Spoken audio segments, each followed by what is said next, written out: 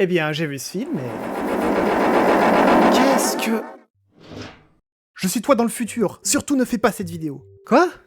Et pourquoi? Parce que si tu l'as fait, voilà ce qui va se passer. Voilà ce qui va se passer, évidemment. Et du coup, qu'est-ce qui va se passer? Tu vas faire la vidéo sans avoir suffisamment réfléchi sur le film. Et ensuite, tu vas regretter de l'avoir mise en ligne. Ah, c'est tout. C'est très anticlimatique. Et ensuite, un de tes abonnés va déclencher une... Non, mais c'est pas la peine d'inventer un truc non plus, hein, c'est pas grave. Enfin bref, je suis là pour t'empêcher de mettre la vidéo en ligne. Hey, j'ai une idée. Et si on la faisait ensemble? Comme ça, tu pourras donner une vision plus réfléchie, vu que tu viens du futur, pendant que je donne une réaction à chaud, vu que je viens de voir le film. Comme une espèce de réaction à chaud et à froid. Tiens, j'y avais pas pensé... Bah comment ça, tu viens pas de mon futur? Oui, c'était une blague.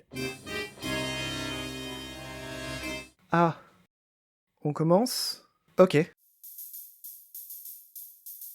Avant toute chose, j'ai passé un très bon moment devant le film. J'ai bien accroché avec les personnages, même celle avec les cheveux en dentifrice. Surtout celle avec les cheveux en dentifrice. Par contre, l'histoire, la trame narrative, je trouve qu'elle a pas grand chose pour elle. Le scénario est classique et attendu au possible, non pas qu'on attendait autre chose du film, c'est pas exactement ça le problème. Mais le développement classique et attendu, autant sur la trame, c'est pas très grave, autant dans le détail, c'est beaucoup plus gênant, parce que c'est beaucoup plus difficile de s'impliquer dans un film où on sait ce qui va se passer dans le moindre détail. Ça, c'était le ressenti à chaud, en sortant du film. En vrai, tout le film n'est pas prédictible de A à Z dans les moindres détails. C'est justement là qu'est l'intérêt du film, ce qui fait que j'ai passé un bon moment. Puisque la trame principale est assez évidente, ça va être la manière dont les choses s'enchaînent qui va porter l'intérêt de la narration. Et ça, c'est fait de façon inégale. Certaines parties demandent un vrai effort au protagoniste, il se passe des choses intéressantes comme le vol de la couronne des Pégases, où il y a de la planification, beaucoup de difficultés, surtout pour Zip, qui doit quand même trahir sa famille. Et en plus de ça, il y a des conséquences pour les personnages et pour leur entourage. Mais d'autres parties se résolvent sans que les personnages ne fassent rien de concret, sans qu'ils n'évoluent, et sans qu'ils ne dévient d'un iota d'un schéma narratif que tout le monde connaît, et qui est cousu de fil blanc. L'exemple parfait dans le film, c'est le défi des sabots agiles dans le pays des licornes. Ça commence pourtant bien, avec Sonny qui pêche par excès de confiance, et qui se retrouve en difficulté à cause de ça, dans un défi qu'elle pensait facile. Mais la résolution, c'est 3 essais. 1. Elle se fait battre à plat de couture parce qu'elle ne connaît pas le jeu. 2. Elle se fait battre à plat de couture parce qu'elle ne connaît pas le jeu. 3. Elle gagne. Et ça, sans vraiment de transition, à part Ruby qui lui dit 2-3 mots, et on a du mal à voir comment ça a pu avoir un impact. Honnêtement, je pense que j'aurais même préféré que Sonny le batte facilement au premier essai, parce qu'elle avait 10 ans de pratique à porponner, plutôt que de l'avoir gagné sans raison, juste parce que c'est le personnage principal.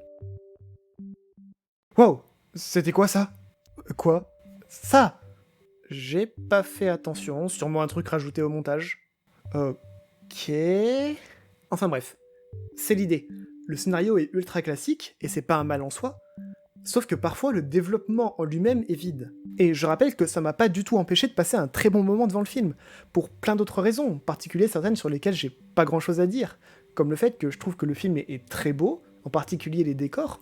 Je me trouve rarement émerveillé devant des décors de film, mais là ça a été le cas à plusieurs reprises. L'humour était plutôt au rendez-vous, moi j'ai pas mal ri aux blagues du film. La seule autre chose que j'ai à dire sur le film en lui-même, c'est les chansons, que j'ai trouvées vraiment oubliables. Et oubliables au point que je les avais oubliées. Au point que j'avais du mal à me rappeler de la moindre chanson du film, à part celle de Sprout. Oui, je vais quand même préciser ici que c'est quelque chose de subjectif. J'ai quasiment jamais été marqué par une chanson de la G4, du moins pas avant de l'avoir écoutée 3000 fois à cause d'un remix sur internet ou une bêtise du genre. Bref, j'ai jamais eu d'affect particulier pour les chansons de la G4, mais c'est quand même rare que les chansons de My Little Pony me laissent aussi peu d'impression. C'est pas une exagération de dire que, pendant le film, quand il y avait une chanson, je me souviens que j'avais oublié la chanson 2 minutes après. C'est un effet que j'ai toujours eu, dans une certaine mesure. Juste, pour le film, c'était beaucoup plus marquant, d'à quel point je n'étais pas capable de me souvenir des chansons après les avoir écoutées. Donc voilà, ça c'est pour mon ressenti en direct. Mais j'ai une autre inquiétude, c'est sur la suite, la série qui va arriver, et l'univers qui va être développé. Un truc qui m'ennuie véritablement sur ce film, c'est le fait qu'ils construisent tout un univers, au final pour rien.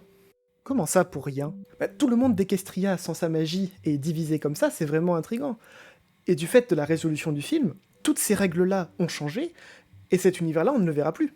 Oh, t'en fais pas. On aura l'occasion de le revoir dans le spin-off sur la vie d'Argyle. Attends quoi? Ils ont lancé un spin-off sur la vie du père de Sonny dans le futur? Mais quoi? Ah non, non, pas du tout, c'était une blague. Mais je regarderai totalement un spin-off sur la vie d'Argyle. Oui, oui, bah, moi aussi, mais fais-moi plaisir, évite de me vendre du rêve comme ça. Ok, ok. En plus, avec une série sur Argyle, ça serait compliqué de pas faire des références à How I Met Your Mother. Hein.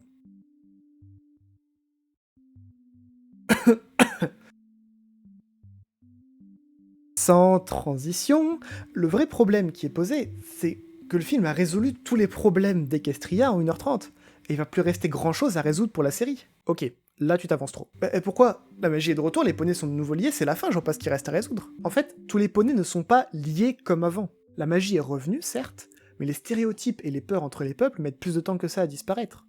Finalement, il n'y a qu'un petit groupe de poneys qui est convaincu de la nécessité de la réunion. Ceux qui étaient là au moment du retour de la magie. Ceux-là, on peut sûrement compter sur eux. Mais le reste de la population va pas d'un coup être ouverte et tolérante, juste parce que 10 personnes leur demandent.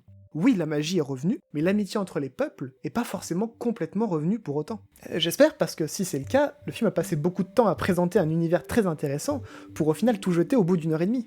Ok, bon, ce retour dans le temps fonctionne que pour une durée limitée, donc je pense que je vais devoir partir maintenant.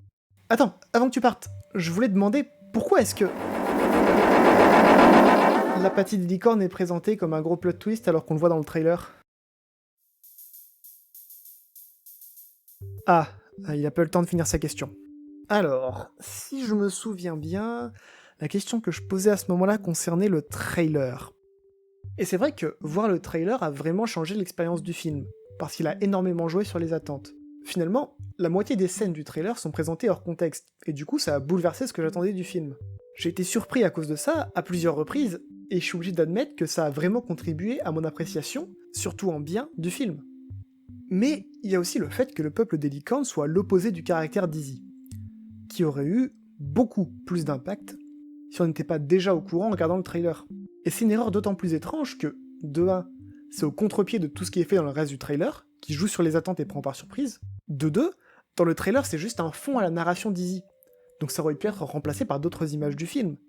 Honnêtement, s'il avait fallu présenter le côté apathique des licornes comme une révélation, il faut en faire une révélation pour tout le monde, pas seulement pour les personnages. Quitte peut-être à ne pas du tout présenter le pays des licornes dans le trailer. Voilà, cette vidéo est terminée. Alors c'est la première fois que j'essaie de faire ce concept, donc j'espère que ça vous aura intéressé d'avoir cette différence de perspective entre mon avis sur le film à chaud, juste après l'avoir vu, et à froid après y avoir réfléchi.